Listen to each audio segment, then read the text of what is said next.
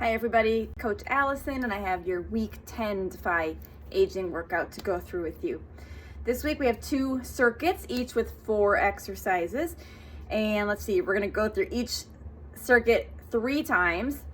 And the intervals are gonna change a little bit. Round 1 is gonna be 25 seconds of work, 35 seconds of rest. Then round 2 is kind of flip-flopped. That's 35 seconds of work, 25 seconds of rest. And then round 3, we go back to the way it was for the first round, 25 seconds on, 35 seconds off. Sounds a little confusing when you say it all in a string like that. Anyway, you can see it in the template that's emailed out. All right, so we got 8 exercises total, but let's go through each circuit separately. So circuit A starts with kettlebell squat to a kettlebell deadlift. So it's very smooth. We alternate between those 2 moves. So, excuse me, we have the kettlebell, of course. So for the squat, you're going to do a standard squat. The kettlebell is just going to hang straight down. You might want to step a tiny bit wider, because if you're too narrow, the kettlebell kind of has to fall between the legs a little bit. So make sure you're stepping wide enough for that. But we're not doing a full sumo. Okay. So I think most of you know our typical squat. Feet are hip width apart. Again, step as wide as you need to for that kettlebell. Not slight bend in the knees, a large bend in the knees. Slight hinge forward, but the main movement with a squat is a knee bend. So I'm letting that kettlebell just hang straight down into the center between the knees. So that is your squat. And then the deadlift is a hip hinge movement. So after we come up from the squat, then we go into our hinge deadlift, and that is a slight bend in the knees, hinging forward from your hip joints. Hips, as you can see, shift way back, and the kettlebell is just dead weight hanging straight down. You want your body weight in your heels. It is a little confusing, because your brain has to be thinking of the mechanics for the squat, and then the mechanics for the deadlift, and continually switching between those 2. So let me show it to you in a few reps all together. So squat, deadlift from the side, squat, deadlift. And you will just keep that squat, deadlift pattern. So it is a little tricky. I like that one because you get a good quad, you get all the good stuff in the lower body, quads, hamstrings, glutes. Exercise 2, alternating, lowering chest press. A lot of weird stuff going on with this one. Got your dumbbells laying on the floor. All right. Okie dokie. So a standard chest press is both arms up, both arms down. We're doing some weirder stuff with this one. So we're going to bring both arms up. That is our start position. We're alternating sides, lowering one at a time. So I'm going to lower my right, then lower my left. Let the elbow gently tap the floor. Then you know you're getting a good range of motion. Now the tricky thing with this is when one arm is coming down, watch my other arm. It's gonna kind of want to sink down like this because your body wants to do this. So as one arm is coming down, again, that second arm is gonna want to trail behind. So it takes a lot of focus to keep that one arm straight up in the air until it's that arm's turn to go down. That is your single arm alternating lowering chest press. If you are, excuse me, unable, if the floor is not an option for you, we're going to have you up on an incline or a wall doing incline or wall push-ups. Exercise 3, medicine ball overhead carry. This one will be kind of fun. I don't have a medicine ball at home, so I'll use a pillow. Okay, so this is cheating, it's kind of weightless really, it's a pound maybe 2. But you'll have a hefty medicine ball. We're going to be holding the medicine ball overhead and carrying it, walking, wherever. Your coach will designate a little path for you in the gym. So a couple things to keep in mind. Try to keep the arms, you're holding the outsides of the medicine ball. Try not to, once it's up in the air, make sure you're not letting it balance on your hands here. We want to be holding the outsides of it to really incorporate those chest muscles by having to kind of squeeze the ball. So you're holding the outsides of it. Also make sure the arms are right overhead. Now this can be tricky for shoulder mobility issues. I call it sticky shoulders if your shoulders don't want to allow you to get your arms back like this. But we want to avoid the ball out in front. So this is in front.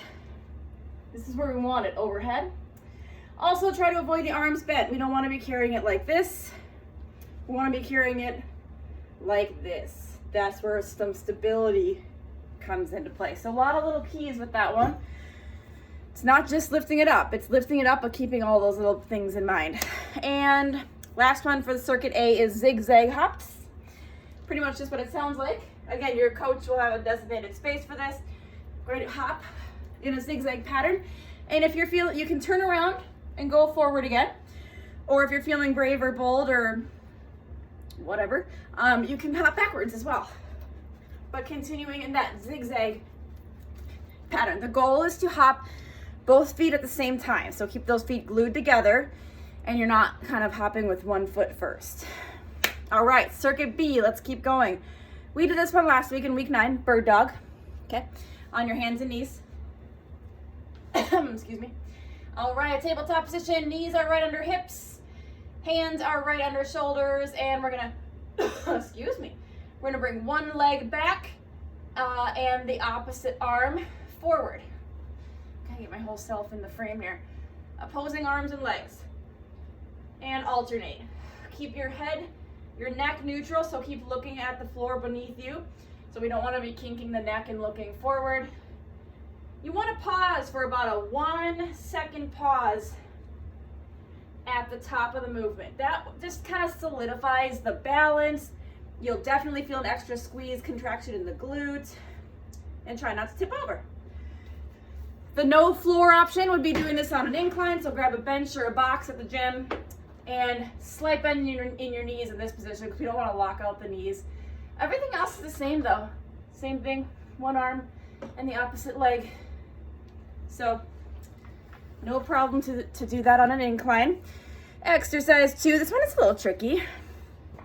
It's called a lateral squat, I think. That's what I've always called them. So you were in a very, very wide stance. So sometimes when we say wide, this is what we see a lot. That's not wide. So wide means like think of a sumo squat, and for this, almost even wider. So wide means wide. It should feel a little awkward, a little uncomfortable. Wide. And your toes are pointed pretty forward. We don't want them angled out for this. A lateral squat is squatting laterally, we're only doing the squat to one direction at a time. So I'm gonna go to my right, and then I'm gonna come up all the way and go to my left. A lot of things to keep in mind with this. Okay, you can see more from the side. Actually, for this first point, you can see more from the front. The leg that is not squatting should remain straight. This is the slap on the wrist I have to do to people the most often with this exercise. So, can you tell, I'm not sure if you can tell that my leg here is staying perfectly straight. What we don't want is this. So this should be my straight leg, but I'm putting a little bend in it now. That's what we don't want. I'll do a few incorrectly to kind of show you what we don't want. That puts a very icky, bad, not good strain, pull, tension on the knee. So instead, again, try very hard to keep that leg super straight. So I'll show you from the side. I think that might help. Okay, well I bent that leg now. Nice straight leg. Also from the side, it's easier to see my hip position. So I'm getting my hips way back. So if you just kind of come like this, keep the body tall and the hips don't move back, you're not gonna be able to get very low. So get those hips back, get a good forward lean, and side to side. It's a great one. You're gonna feel a good stretch in those inner thighs as well. Exercise 2, I'm sorry, if that one's not working for you for any reason, we're going to go to a sumo squat for you for an alternative option. Same as in our warm-up. Toes are pointed out and keep those knees tracking over the ankles at the bottom of the squat. So that'll be your alternative. Next one, battle ropes. I do not have those in my house, so pretend I have them in my hands. We're gonna do a double arm up and down this week. Grab those ropes. You want a good amount of slack on it, so make sure they're not too taut at the start of this. Athletic stance, so bend those knees, weight in your heels, kind of bring your body forward a little. This is called an athletic stance. Have those ropes both arms going up and down at the same time, so we're not alternating. You want to go for nice, smooth waves in those ropes, trying to avoid them being too choppy. And the last one, band step curl. I have an oldie but a goodie. Haven't done this for quite a few weeks. Okie dokie. Place that band under your feet. And it's up to you or your coach. Your coach might decide, or maybe they'll have you decide.